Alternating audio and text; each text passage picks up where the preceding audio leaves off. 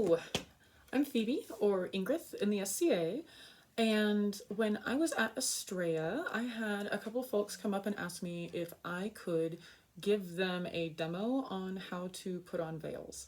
At that time, I had recommended or offered to FaceTime or Skype with people to help them, but now that we're all stuck in our houses, I thought that I could just record this so people could watch it, maybe make a new veil or try out a new persona or anything else that's interesting. But if you have been wondering how to do the various headdresses that I often wear, I'm going to do this in one or two videos. So the first one I'm going to show you is just a very simple headdress. You're going to see this in multiple regions and multiple periods. Everything I do is focused for 10th to 12th century Kiev and Rus. That doesn't actually mean that they're the only ones that wore veils like this. You will find sources that have illustrations and they look very similar across the board. A lot of resources are out there for material and accessories in the burial dress of the Rus and of the Rus in the Upper Volga region, late 10th to 13th centuries, by Yulia Stepanova, actually has several grave finds. She does a great job of drawing you each grave. And in them, in a few of them, she actually has the materials and veil information, which I was really excited about reading in this book.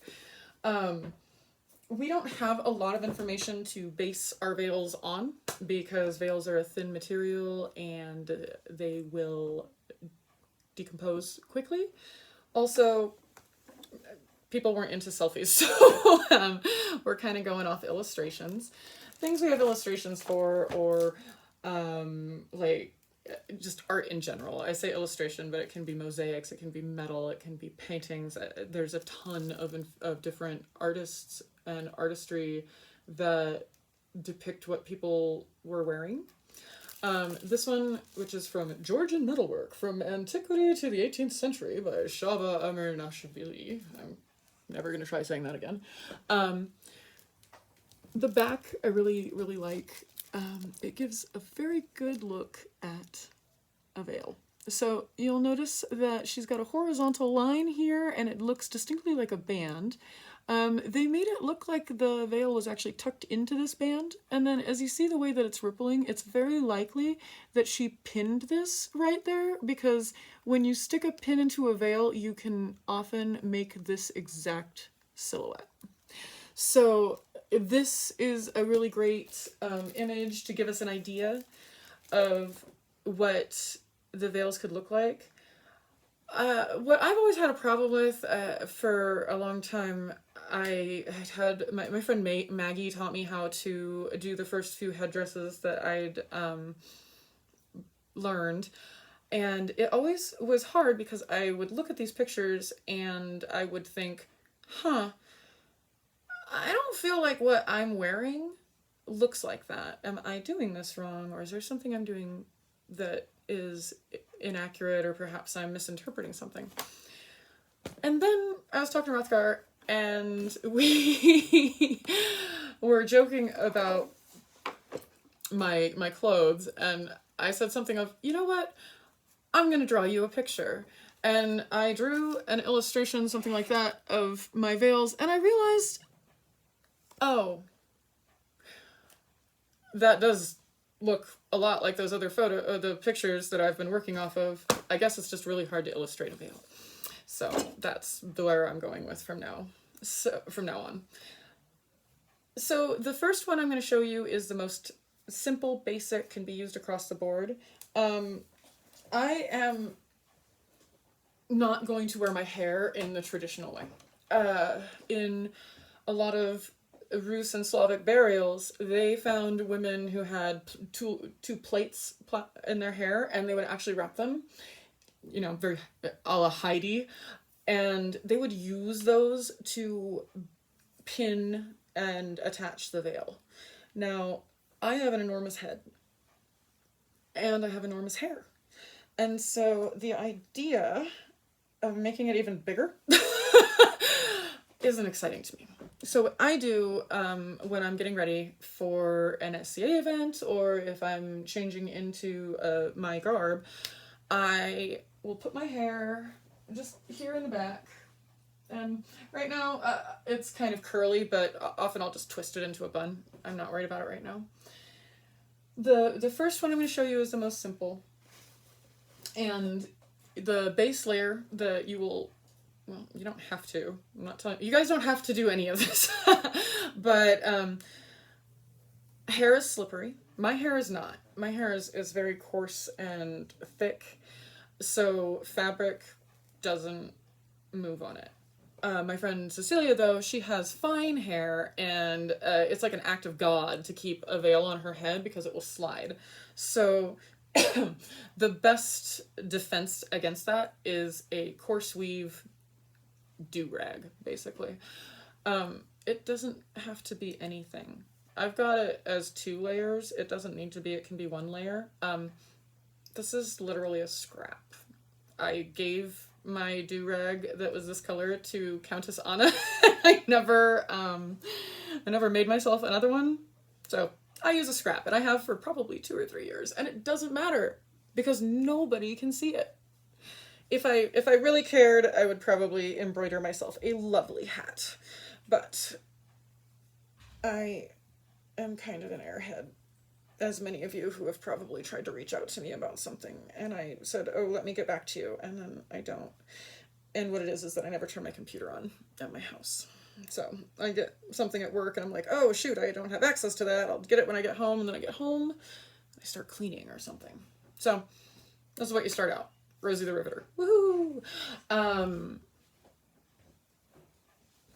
For the basic veil, we're just gonna tie something on her head. People are always asking me length and width. It doesn't matter. Because if you used mine and you had a small head, this would not be great for you. I have a big head, so I have big veils. I generally hold the fabric to about my wingspan, and I hold it on my noggin and say, can I tuck this under? Oh, look, I can. Perfect. For this one, I'm going to make it even, put it on my head, totally even. I'm going to figure out where I want that because it's all personal preference.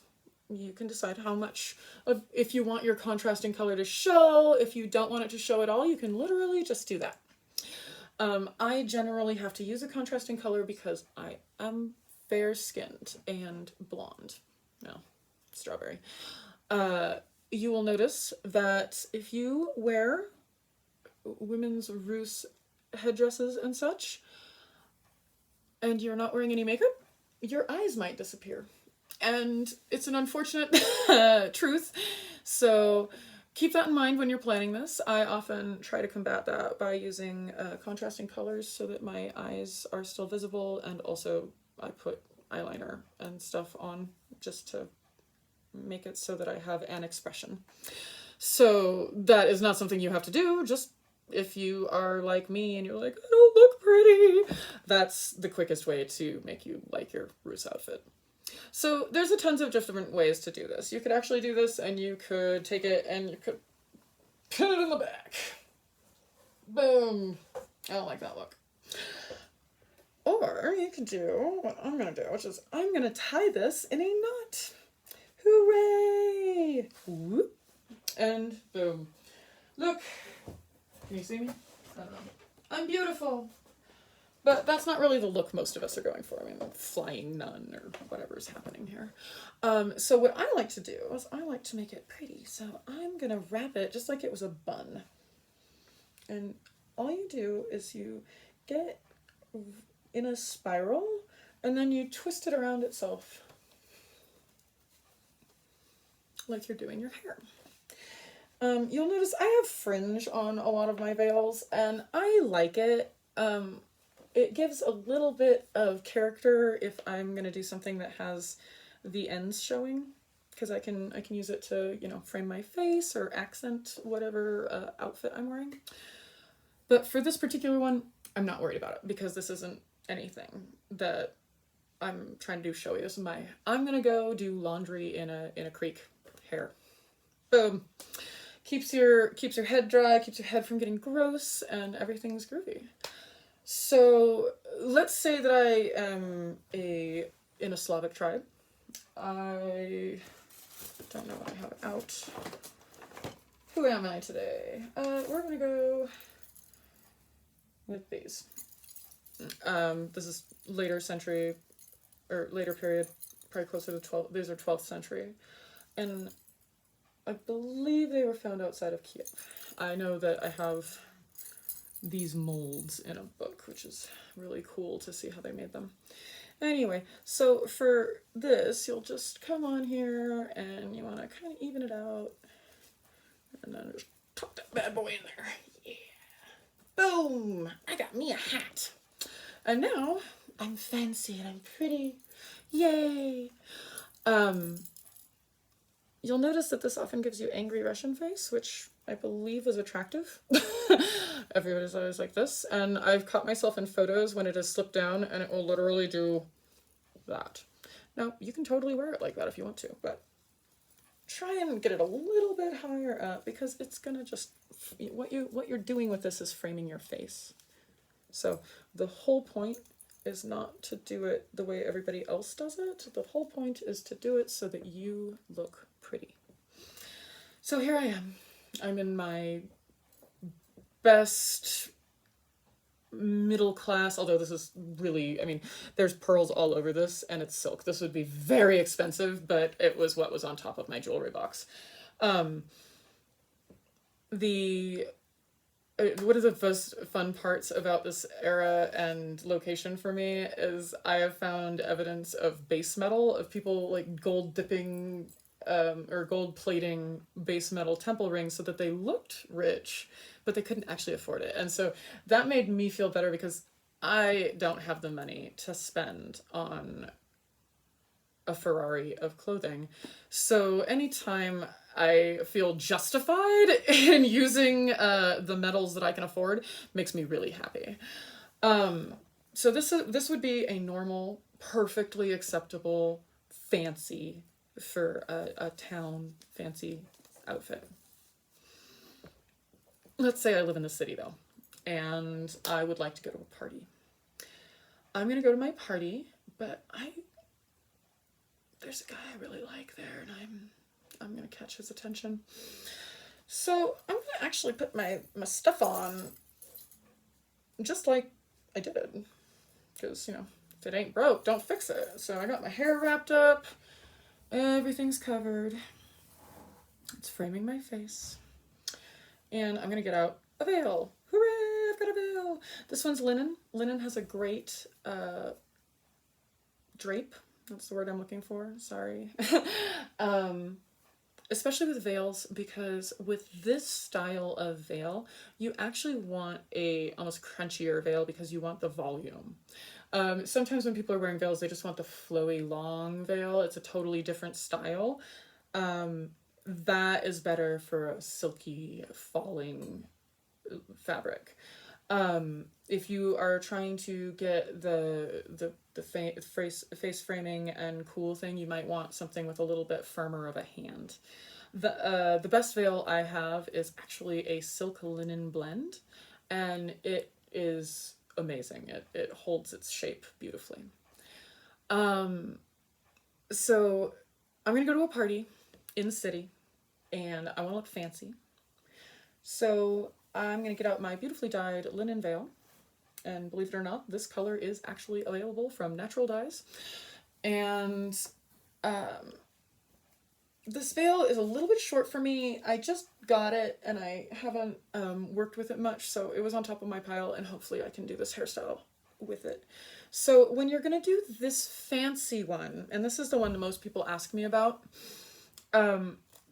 you start out with your veil uneven. So it's going to be a different length on each side.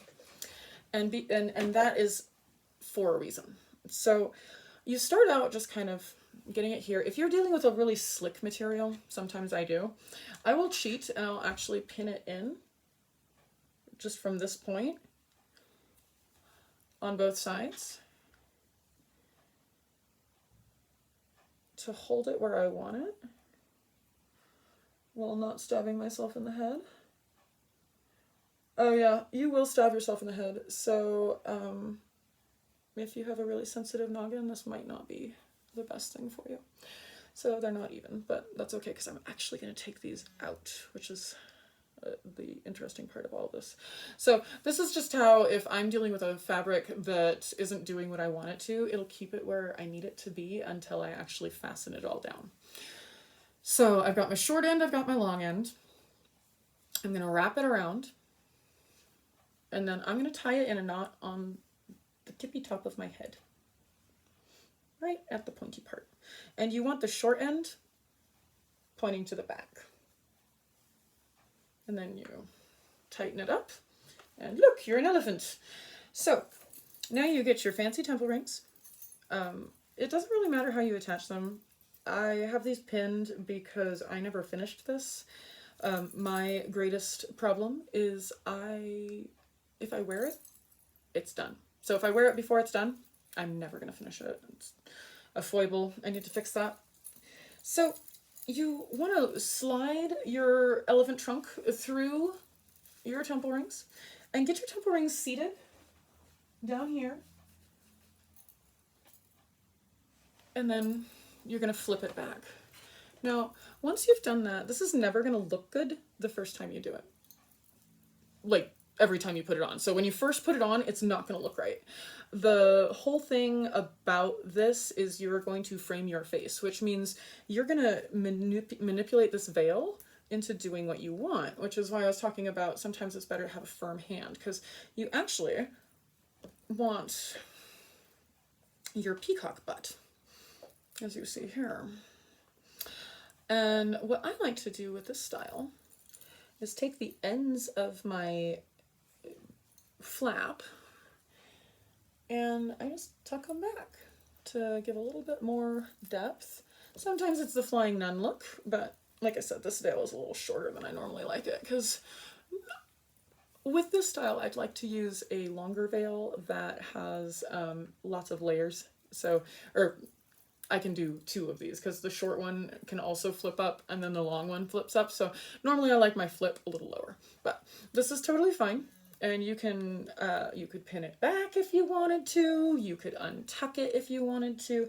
You can make this thing do whatever you want. If you want to bring it up and tuck it back here, which I think maybe I will, that also will help. So, poof, I've got fancy hair. Look at that. Don't I look fancy all of a sudden? Now I'm going to take these bad boys out because I don't need them in there anymore. And boomsies. I'm beautiful. I'm ready for my party. So I'm going to go to my party, and then my best friend Olga just told me the party's in the palace. I can't go to the palace like this. I'm not fancy enough.